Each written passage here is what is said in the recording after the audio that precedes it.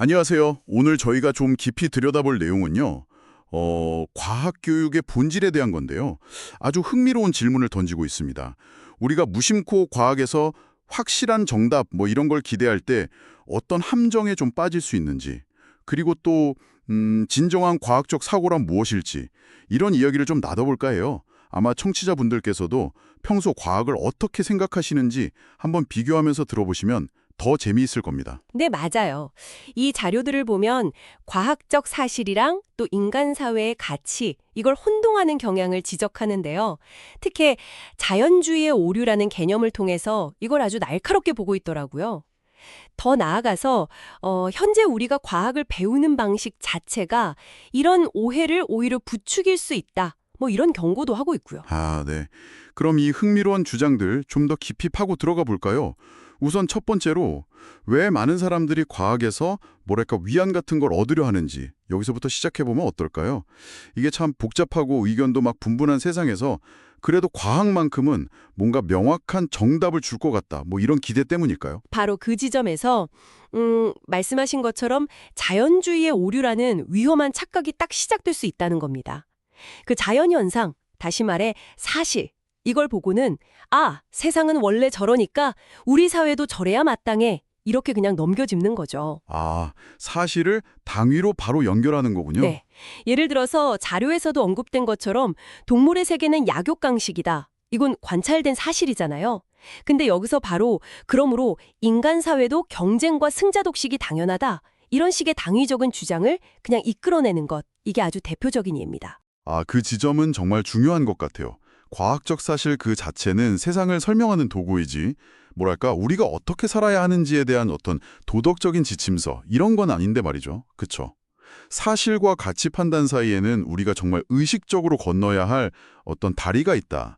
이 점을 좀 명심해야겠네요. 혹시 들어보시는 분들 중에서도 과학 뉴스나 다큐 같은 거 보시면서 저게 자연의 법칙이니까 인간도 좀 따라야 하나 이렇게 무심코 생각해 보신 적 없으신가요? 바로 그럴 때 이 자연주의의 오류를 한번 경계해 봐야 한다는 거죠. 그런데요, 이런 오해가 단순히 개인적인 착각만은 아니라는 점이 더 흥미로운 부분입니다. 우리가 과학을 처음 만나는 방식, 그러니까 바로 학교 교육이랑 연결될 수 있다는 거죠. 아, 학교 교육 방식이요? 그건 또 어떤 면에서 그렇죠? 예를 들어서 우리가 학교에서 세포의 생애를 배울 때를 한번 생각해 보세요. 세포가 아주 활발하게 분열하는 시기, 그러니까 뭔가 역동적이고 시험 문제 내기도 좋은 분열기, 이거는 굉장히 집중적으로 다루죠. 아, 네네, 그렇죠. 눈에 확 띄니까. 그런데 정작 세포가 자기 생애의 대부분 시간을 보내는 시기, 그러니까 다음 분열을 준비하면서 조용히 성장하는 시기인 간기는 상대적으로 좀 소홀히 다뤄지는 경향이 있어요. 아, 그러고 보니 그러네요. 뭔가 좀 극적인 변화가 있는 부분이 더 중요하게 느껴지니까요. 맞습니다.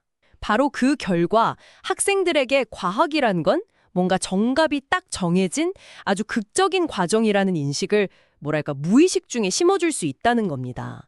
반면에 그 불확실하고 확률적으로만 기술되는 양자역학의 세계 있잖아요. 예를 들면 전자가 입자이면서 동시에 파동처럼 행동한다거나 우리 직관이랑은 완전히 다른 그런 미시 세계의 현실 말입니다.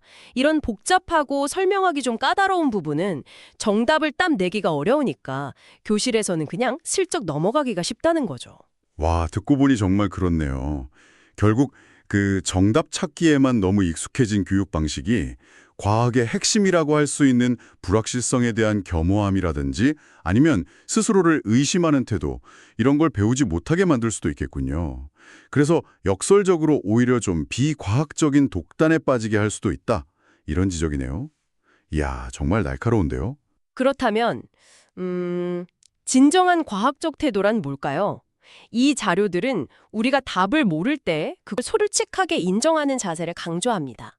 예를 들어 우주의 기원을 우리가 설명할 수 없을 때 그 모르는 지점을 그냥 특이점이라고 이름을 붙이면서 무지를 인정하는 것처럼요. 심지어 아인슈타인조차도 받아들이기 좀 힘들어했던 양자역학의 그 확률적인 세계를 만약 그게 현재 우리가 아는 최선의 설명이라면 좀 불편하더라도 받아들이는 태도, 이것도 마찬가지고요. 아, 그러니까 과학의 역사는 절대 진리를 향한 행진이 아니라 기존의 믿음을 끊임없이 의심하고 수정해온 경솔한 여정이었다. 이런 구절이 딱 떠오르네요. 정답을 향해 그냥 달려가는 게 아니라 뭐랄까 더 나은 질문과 설명을 향해서 계속 방향을 수정해 나가는 그런 과정이라는 말씀이시군요. 정확합니다. 따라서 과학에서 우리가 얻어야 할 진짜 지혜는 이것이 정답이다라는 어떤 확신에서 오는 통쾌함 이런 것보다는요. 오히려 이것만이 정답은 아닐 수도 있다는 그런 열린 마음과 겸손함이라는 거죠. 과학적 사실은 존중해야 하지만 그것을 섣불리 인간 사회의 가치 판단 기준으로 삼으려는 유혹은 경계해야 한다. 이 둘 사이의 간극을 명확히 인식하는 것, 이게 참 중요합니다. 네. 오늘 저희가 살펴본 자료들은 과학 교육이 단순히 지식을 암기시키는 것을 넘어서야 한다고 아주 강력하게 주장하고 있는 것 같습니다. 불확실성을 좀 끌어안는 겸손함, 그리고 끊임없이 질문하는 비판적인 사고, 또 과학적 사실과 인간 사회의 가치를 구분할 줄 아는 지혜, 이런 걸 길러주는 방향으로 나아가야 한다는 것이죠.